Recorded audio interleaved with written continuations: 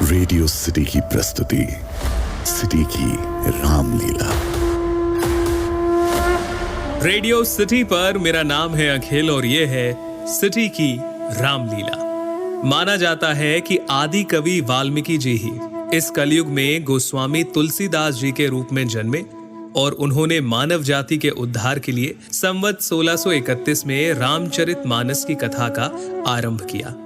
गोस्वामी जी स्वयं कहते हैं कि 4 वेद, 18 पुराण और सभी शास्त्रों को पढ़ने का फल आपको रामचरितमानस से मिल जाता है। राम जी की कथा सबसे पहले शिव जी माता पार्वती को सुनाते हैं।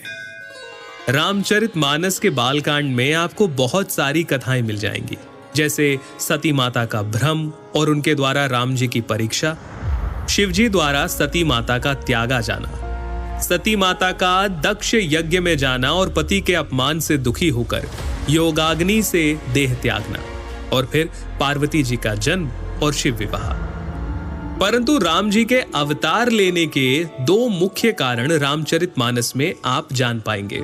पहला, मनु और शत्रुपा का 10,000 वर्षों तक का कठिन तप, जहां वो प्रभु से कहते हैं कि हमें आप जैसा पुत्र प्राप्त हो, जिसके उत्तर में करुणा निधान भगवान कहते हैं, ऐसा ही हो हे राजन, मैं अपना सामान कहां जाकर खोजूं?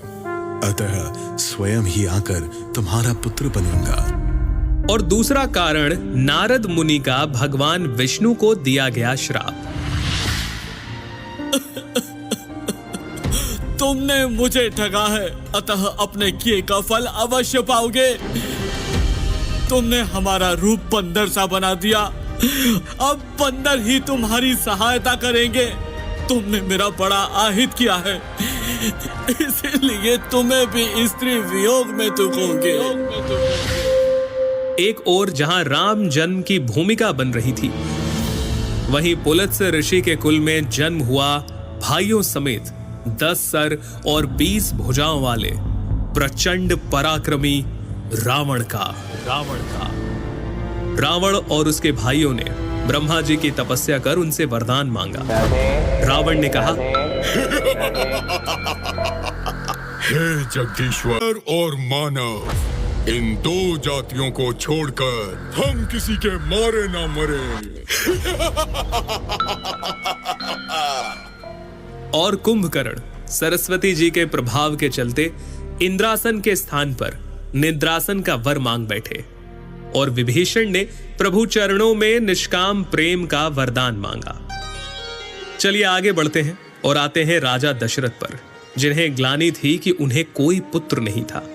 गुरु वशिष्ठ के कहे अनुसार महाराज दशरथ ने ऋषि श्रृंगी को बुलाकर पुत्र कामेष्ठी यज्ञ किया, जहां अग्निदेव स्वयं हाथ में चरु यानी कि खीर लिए प्रकट हुए और इस खीर के प्रभाव से तीनों रानियां यानी माता कौशल्या, माता कैकेयी और माता सुमित्रा गर्भवती हुईं और चैत्र मास के शुक्ल पक्ष की 9वीं तिथि को दोपहर के समय प्रभु श्री राम का प्राकट्य हुआ।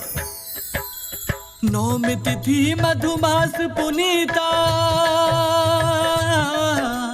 9वीं तिथि मधुमास पुनीता, शुक्ल पक्ष अभिजीत हरि प्रीता, मध्य दिवस अति शीत न घामा, पावन काल लोक विश्रामा। राम सिया राम बोलो, राम सिया राम बोलो, राम सिया राम बोलो राम। इसके आगे क्या क्या हुआ, प्रभु ने क्या क्या लीलाएं की, हम आपको जरूर बताएंगे, लेकिन उसके लिए सुनते रहिए रेडियो सिटी पर।